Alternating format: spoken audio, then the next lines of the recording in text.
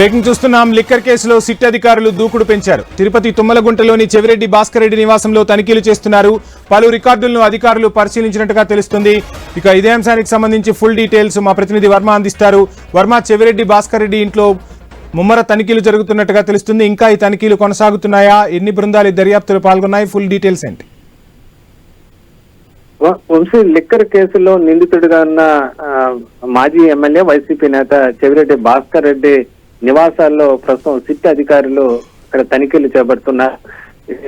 తిరుపతిలోని తుమ్మలగుంటలో ఉన్న చెవిరెడ్డి నివాసంతో పాటు చిత్తూరులోని ఆయన నివాసం, కంపెనీల్లోనూ, అలాగే హైదరాబాద్ లోని ఆయన నివాసంలో కూడా 3 చోట్ల ఏకకాలంలో ఈ తనిఖీలు సోదాలు జరుగుతున్నాయి.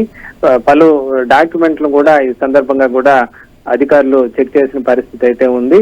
అయితే చెవిరెడ్డి భాస్కర్ రెడ్డి ఈ కేసులో 38వ నిందితుడిగా ఉన్నారు. ఆయన కుమారుడు చెవిరెడ్డి మోహిత్ రెడ్డి కూడా 39వ నిందితుడిగా ఉన్నారు. దీంతో చెవిరెడ్డితో పాటు ఆయన తనయుడికి సంబంధించిన ఆస్తులకు సంబంధించిన పత్రాలు కూడా తనిఖీ నిర్వహిస్తున్నారు. అలాగే చిత్తూరులోని మోహిత్ రెడ్డికి సంబంధించిన ఇన్ఫ్రా కంపెనీల్లో కూడా సోదాలు జరుగుతున్న పరిస్థితి అయితే ఉందని చెప్పచ్చు. ఇప్పటికీ చెవిరెడ్డి గత 2 నెలలుగా కూడా ఆయన ప్రస్తుతం దర్యాప్తులో భాగంగా జైల్లో ఉన్నారు. ఇప్పటికే పలుసార్లు బెయిల్ పిటిషన్లు కూడా కోర్టు తిరస్కరించిన పరిస్థితి అయితే ఉంది. అనారోగ్య రీత్యా కూడా వేసిన బెయిల్ కూడా పిటిషన్ కోర్టు తోసుకొచ్చిన పరిస్థితి అయితే ఉంది.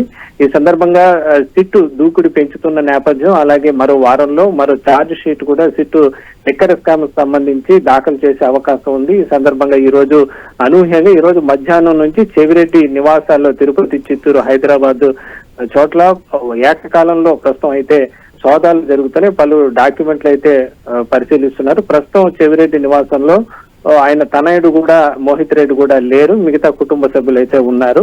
వాళ్ళ సమక్షంలో పోలీసులు అక్కడ బందోబస్తు నడుమ ప్రస్తుతం అయితే చెకింగ్ అయితే కొనసాగుతోంది. ప్రస్తుతం అయితే ఇప్పటికీ కూడా సిబ్బంది ఇంకా అక్కడ ఉన్నారు. పలు డాక్యుమెంట్లను వాళ్ళు తనిఖీ చేస్తున్న పరిస్థితి ఉంది. అయితే దీనికి సంబంధించిన వివరాలు ఏమి కూడా అధికారులు ప్రస్తుతానికి అయితే వెల్లడించట్లేదు. ఈ తనిఖీలు పూర్తయిన తర్వాత ఆ డాక్యుమెంట్లతో సిట్ కార్యాలయానికి వెళ్లే అవకాశం అయితే ఉంది. ప్రస్తుతం అయితే ఈ యొక్క తనిఖీలు కొనసాగుతున్న పరిస్థితి అయితే ఉంది వంశీ.